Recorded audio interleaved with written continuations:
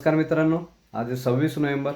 आजच्या संध्याकाळच्या ऑनलाईन बॅचमध्ये सांगितलं ट्रेडचं पुढं काय झालं त्याचा अपडेट आपण बघूयात. तर ट्रेड मी सांगितला होता बरोबर 8:45च्या कॅन्डलला. सिल्वरमध्ये बाय सांगितला होता 1,58,900च्या प्राईजला आणि तिकडनं सिल्वरवरती गेलेली आहे जवळपास 1,61,900पर्यंत.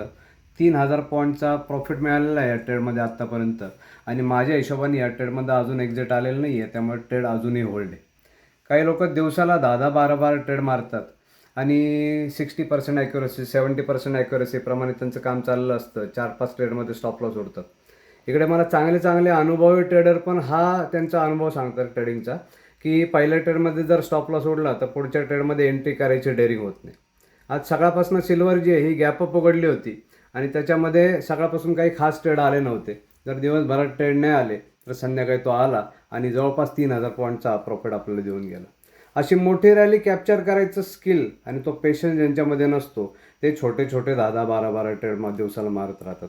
पण ही आपली आजची एकच शिकार, आपले बायचे 5 पैसे खाली नाही भाव आणि ट्रेड अजूनही प्रॉफिटमध्ये आणि अजूनही होल्ड आहे.